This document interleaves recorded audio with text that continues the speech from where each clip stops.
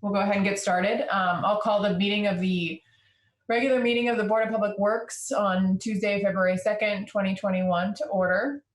First up, we have messages from the board. Any messages from board members tonight?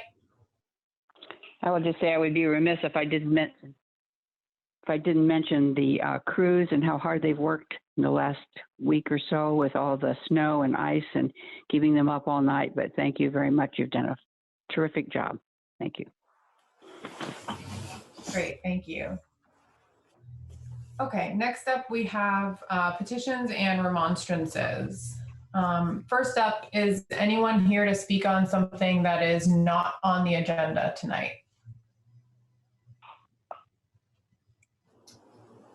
And I don't see anything in the chat. If you do have a comment, feel free to raise your hand or write in the chat. That's how we'll know. Looks like Greg Alexander has his hand raised. I'm sorry, what was that, Michael? Greg Alexander has his hand raised. Okay, let me see. I'm not sure I have the ability to unmute him. Michael, I think you might, or April maybe? I can do that. One moment. Mr. Alexander, go ahead. Great, thanks. So this is for items not on the agenda? Yes. Okay, thanks. And if you could just say your name, please. Yeah. Hi, I'm Greg Alexander. I'm here just to give a couple updates on the right-of-way use that you all approved 2 weeks ago for the Bentley construction project at 11th and College, represented by Gillette. I had the impression from looking at the MOT diagrams that they would have a walk-around in place this week. That hasn't happened. The sidewalk was completely closed when I visited it this morning without any signage whatsoever indicating the closure or an alternative path. Staff has indicated to me that it was never the intention to have a walk around until March. I'm not sure if you guys got a different impression from the presentation 2 weeks ago, but I just wanted to make sure you're clear that staff appears to believe you have authorized apparently 2 months of complete sidewalk closure on the east side of College. For what it's worth, at the meeting 2 weeks ago, the contractor indicated that they could have a walk around in place after 2 days, but that was 2 weeks ago. I did go one day last week and see a sidewalk was more or less open on that day. If you recall from your meeting 2 weeks ago, the contractor had stated that the sidewalk was in such poor repair that it represented a hazard to pedestrians, as if they were doing us a favor to get rid of this bad sidewalk. That wasn't true at that time. The sidewalk was severely cracked, but the fragments were still mostly level and smooth, like most of the sidewalks in town. But on the day last week that I went, it was true that during their work the week before that, the contractors had apparently parked a cement truck on the sidewalk, which caused all the fragments to displace.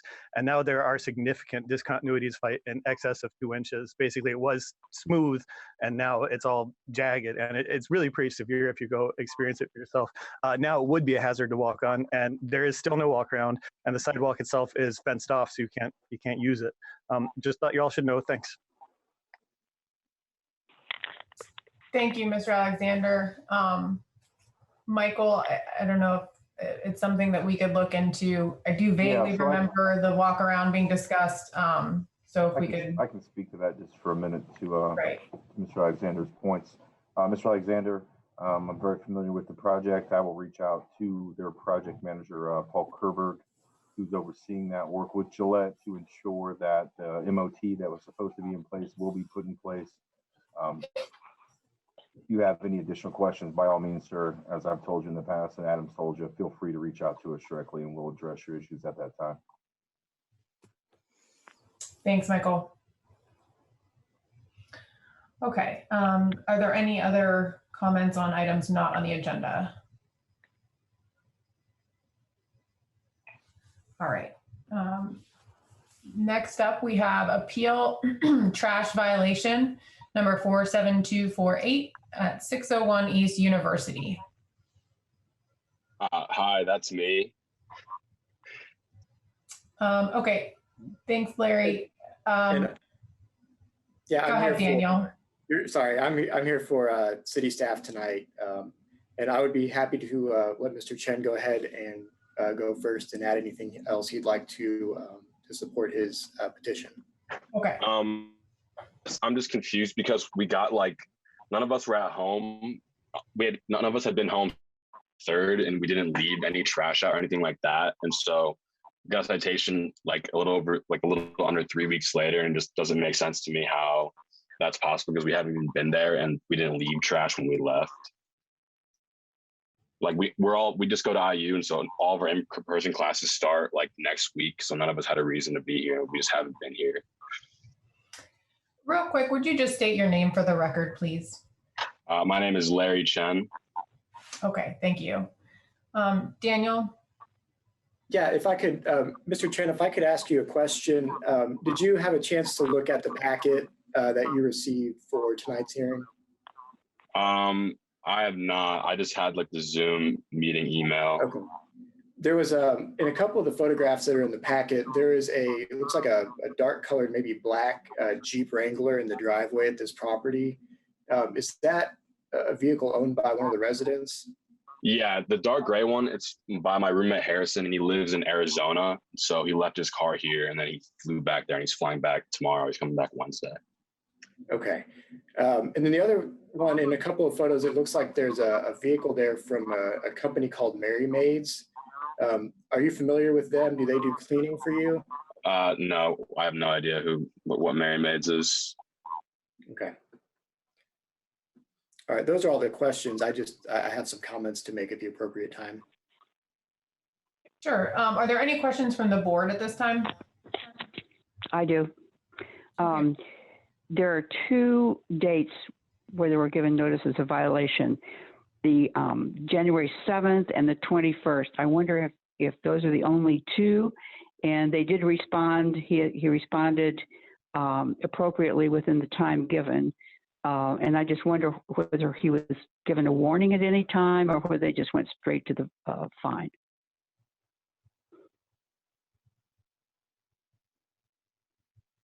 I do not know the answer. My understanding from talking to Mike Arnold was that the prior ones would have been a warning. Mr. Chen may be able to answer that more definitively, but yes, I'd like to know.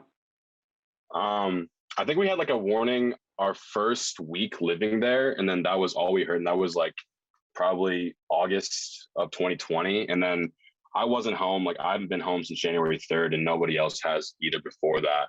And so if there was something on January 7th, none of us received it, and we would have gotten an email from our rental company, which we didn't get. Did I ask if the rental company assumes responsibility for when you are not present it's in the property? Would it be their responsibility to be sure that any trash is picked up? I think that's probably a question for city staff. Is that who you're directing that to, Beth? It could be. Yeah. I think Mr. Chen could answer if there's something in their lease agreement. I'm not sure about that, but we didn't, like you said that there was something on January 7th, and we didn't hear from anybody about that. Like the first thing that I have is 25th, and that's like the first time I even heard about it, even though the thing was dated the 21st.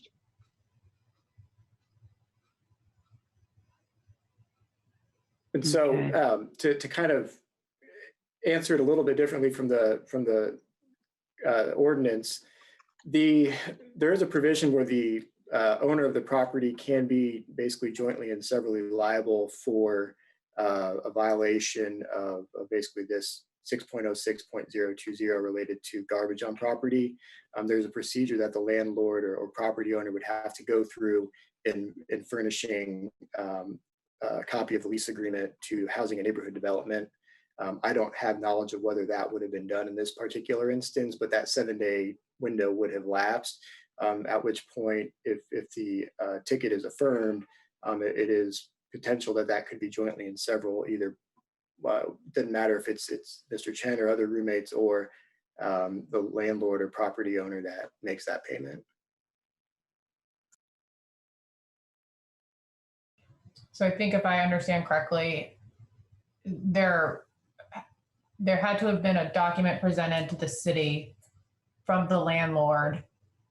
That time has passed, that would have stated they were responsible while they were out of town or at a certain. Or just would have provided notice to hand that basically said that the tenant is solely responsible for paying the fine and not the landlord. Okay, but that has passed. But at this point, if the appeal is denied and the fine is upheld, it could be a discussion between the renters and the landlord as to who pays it. That would be my understanding. And we really wouldn't be able to ascertain that without first checking with hand staff. But they're not present tonight to answer that. Okay. But the way the code is written, it doesn't matter if the people that are renting the apartment are there.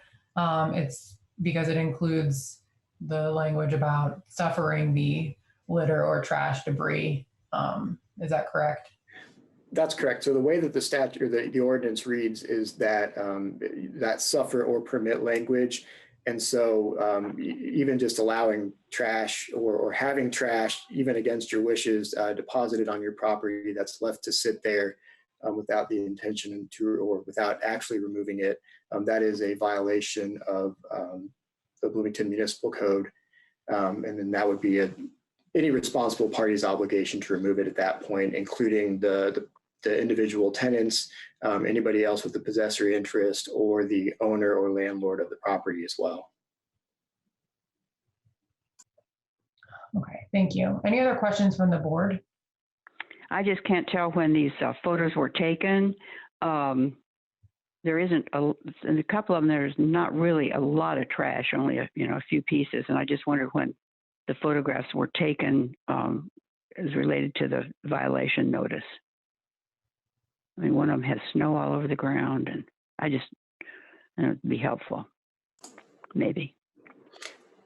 I believe the ones with snow on the ground were the 21st of January, and then the ones without were January 7th. 7th, okay. All right.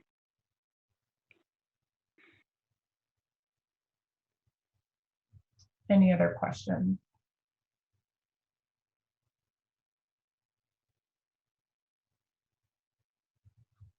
Okay. Do we have a motion? I make a motion that we deny the appeal of NOV number 47247 regarding the trash containers, as it's not an issue that the Board of Public Works may hear on appeal. And I also include in my motion the denial of appeal of NOV number 47248 regarding garbage. Second. Okay, all in favor? Aye. Motion passes. Thank you. Thank you. Next up, we have the consent agenda. On the consent agenda, we have the approval of minutes from January 19th, 2021, and approval of payroll. Any questions from the board on the consent agenda or anything that needs to be removed from the consent agenda? No. Do we have a motion? I move that we approve this consent agenda. And I second.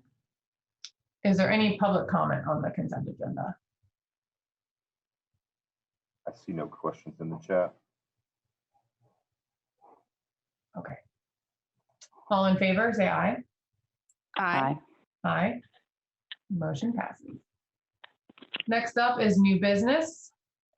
First item is to approve the memorandum of understanding with the City of Bloomington Utilities for the payment of construction costs for traffic signal improvements at the intersection of 3rd and Lincoln Streets.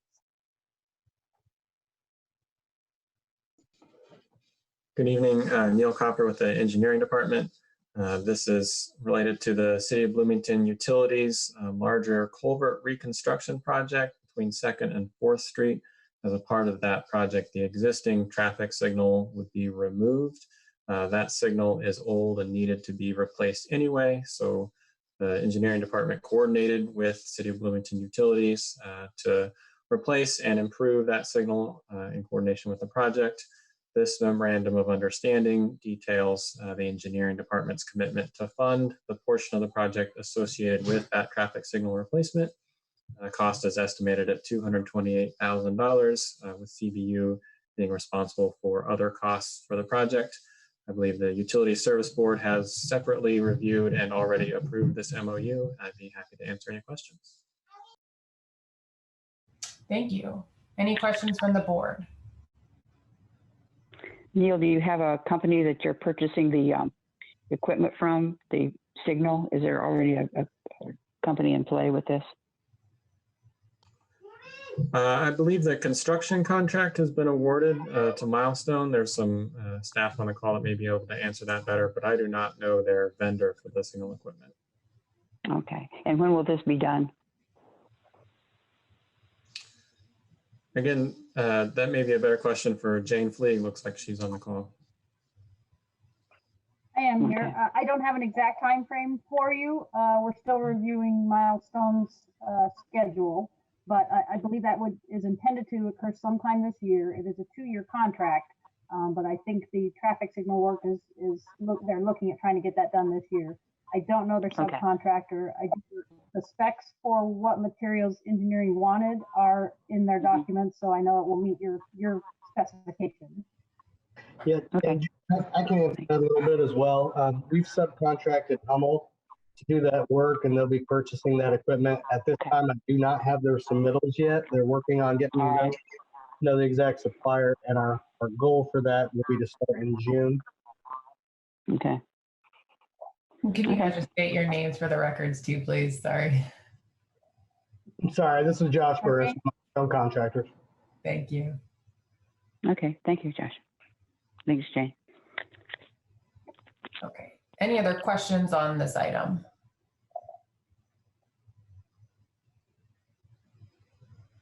Any public comment on the item? I see no questions in the chat. Okay. Do we have a motion? I move that we approve the memorandum of understanding with the City of Bloomington Utilities Department for payment of construction costs for traffic signal improvements at the intersection of 3rd Street and Lincoln Street. Second. All in favor? Aye. Aye. Motion passes. Next up, we have staff reports and other business. First up is an update on the Jordan River project. Yeah, Jane Fleeg for the record. Adam had asked me actually to give you a little bit of background information on the large stormwater tunnel projects that have been done in the last couple of decades. I'll just run through it very quickly. We started doing these in 1999. We became a stormwater utility in 1998, began projects in 99, and have completed the Spankers Branch under College, the Wiley Culvert reconstruction between Walnut and Washington, East Kirkwood Avenue, which was termed the Big Dig, the Jordan River culvert replacement under Washington and 2nd.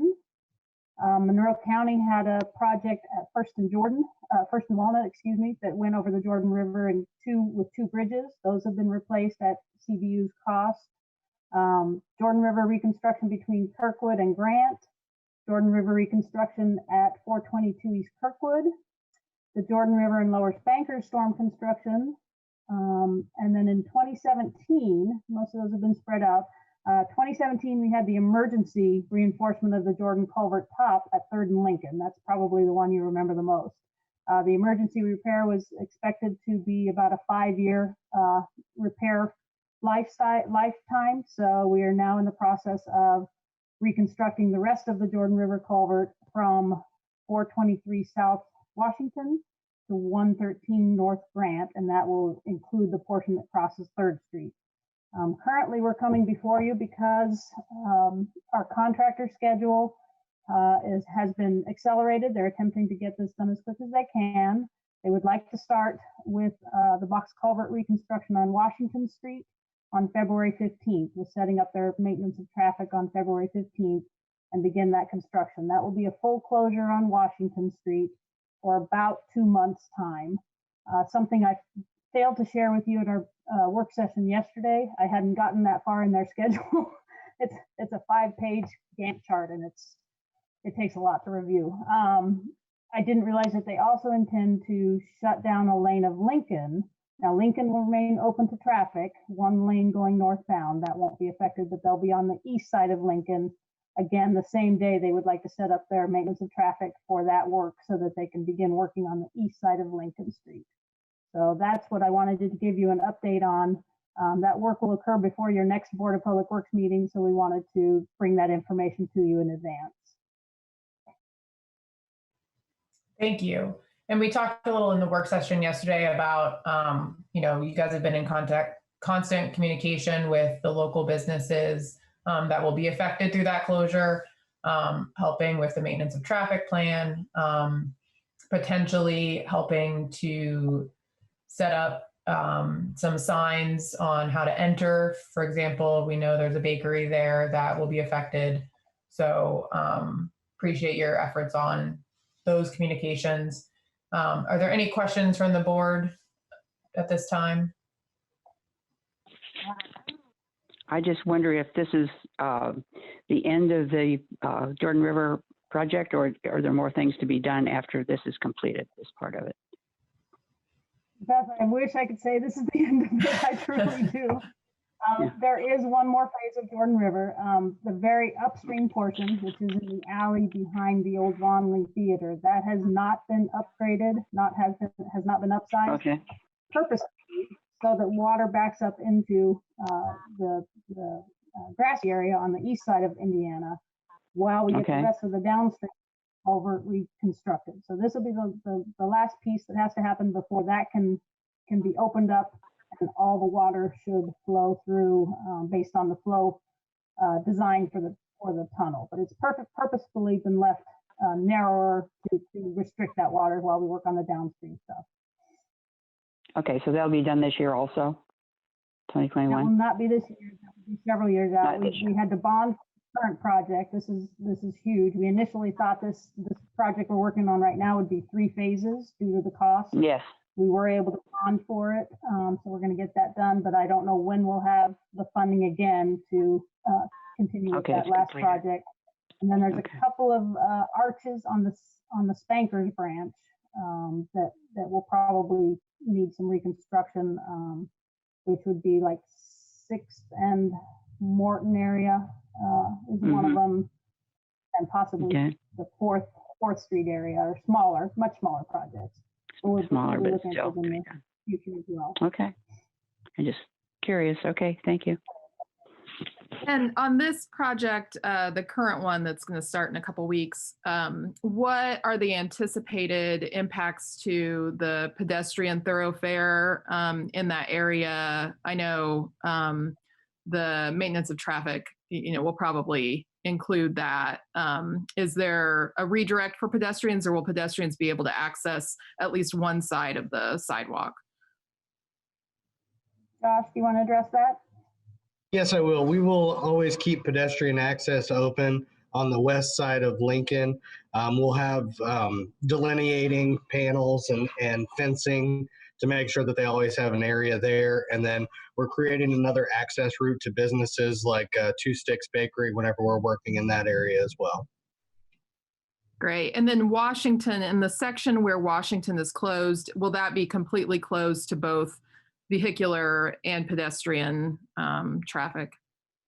No, pedestrian traffic will still be available to get through on the west side of Washington.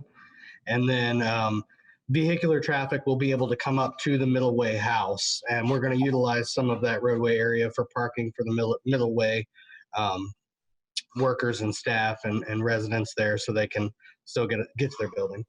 Okay. All right, thank you so much for your reports. I have a question about Two Sticks Bakery. We talked a little bit about that yesterday in the work session, but we want to be sure that that's clearly marked for access to that alleyway behind Two Sticks where people have to park, because that's kind of a critical business in that area. Yeah, I spoke with our sign manufacturers, and Jane and I spoke and talked about it today. We'll have a couple different signs on their usual travel route coming up Washington, so they're aware that they can now access it via the alley off of off of Second, and then we'll have a sign there as well. Okay, good. Thank you very much for that. You're welcome. Awesome, thank you. It looks like the next item is the Recollect Sanitation Systems demonstration. Thanks, Jane. Thank you. All right. So before the meeting, first of all, Michael Large, Operations Manager for Public Works. Before the meeting this evening, ladies, I passed along to you a QR code with the URL for this hosted website that we've expedited and created with the help of Recollect Systems. This is a brand new system to us that we were able to get up and running in less than 30 days once approval was given to us by you back in December. Share the screen with you real fast and we can move ahead here. Maybe.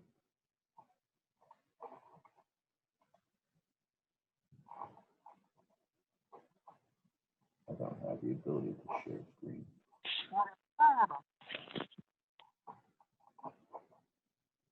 April, you there? I'm here. What do you need, Michael? I don't have the ability to share screen. Do you? I can't hear you. Share He screen. can't share his screen. Do you have the ability to? Let me see if I can get it. Hold on. Just needs to make me an admin for the meeting real fast. Michael, in the meantime, while she's working on that, I'll say that I did go to the site and went through it and entered all the information. I think it's outstanding. I really, really like it. And as long as the people in this town get notice of it, I think it will be used. Yeah, so I can speak to that while she's looking to help us out as well. Yeah. So thus far, Recollect went live on the 15th of January. So far, we've had more than 200 individual users, residents. We have the ability through the website to keep track of metric data that not only keeps an ongoing running total of the number of times users access the site, but also the items that they are looking up. Perfect. Looks like April pulled it up for us here. Okay, So, go ahead. Yeah. I can just very quickly, as you can see, there's the ability to not only view your schedule and print a calendar from the website itself, but also query any and all items to determine whether or not they're recyclable. In addition, you can schedule large item pickups and special request pickups through this website as well. So it has a multitude of features that are not only going to improve our modernization of the sanitation services, but also allow for the public to have quicker, more transparent access to those services. The big thing here is just with the limited number of staff at the sanitation division, just looking to minimize phone calls and provide the answers to the public that they're looking for. Like I said, I encourage you all to pass this along. This will be going out in it's gone out in a press release. This will be going out in social media posts in coming days through the mayor's office.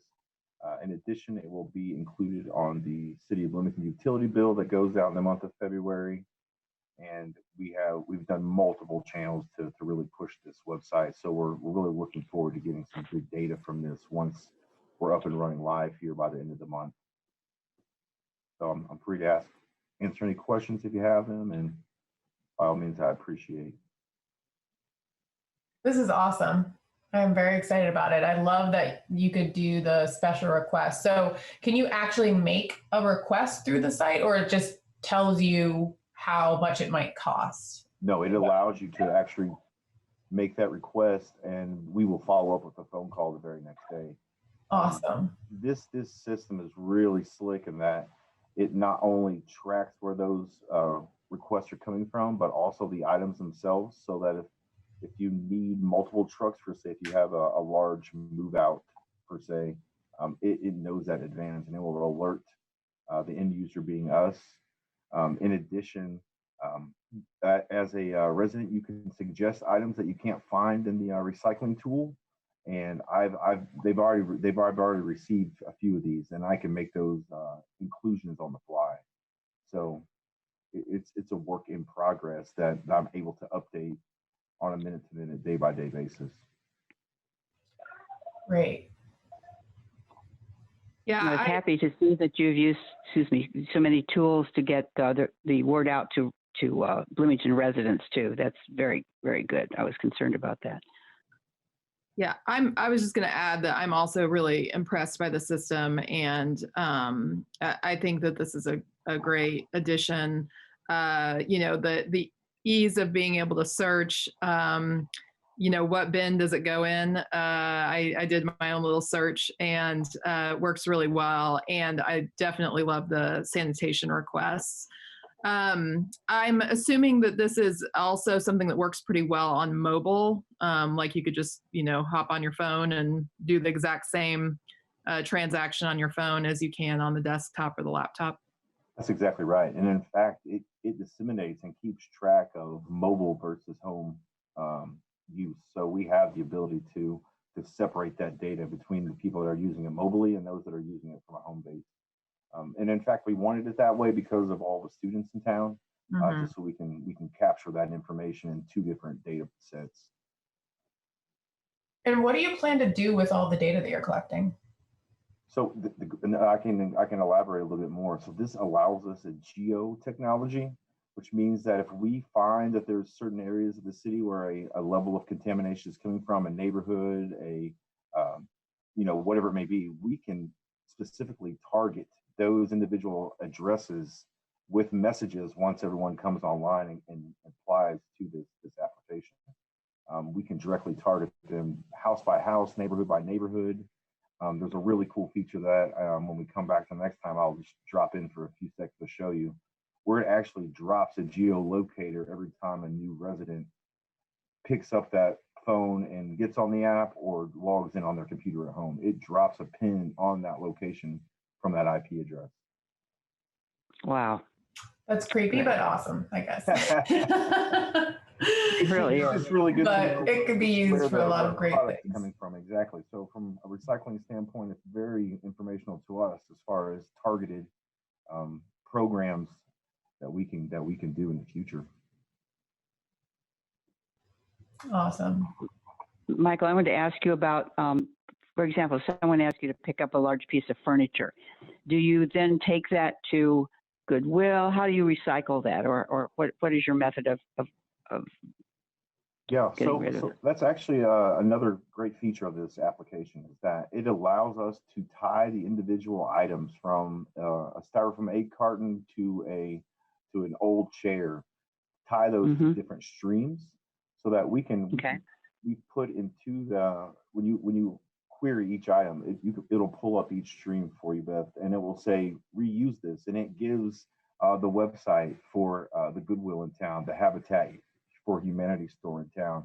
So we've tied the different uses for each of those items, whether it be recyclable, trash, reusable. They're all tied to those individual streams, and that's how they're queried within the database. So fantastic! It's a great system. I'm impressed. Thanks for doing this, Michael. I've definitely been able to nerd out on it the last 3 or 4 weeks. I think so. Great. That's good. Thank you. Awesome. Thanks for all your work on it. Okay. Any other questions or any other staff reports? Alrighty. And last up, we have approval of claims. Any questions from the board on claims tonight? No. Alrighty. Do we have a motion? I move that we approve claims $1,030,209.80. And I second. All in favor? Aye. Aye. Motion passes. And doesn't look like we have anything else on the agenda, so I call for adjournment. Nice evening, everyone. Thank you. Thank you all. Thank you very much. Thank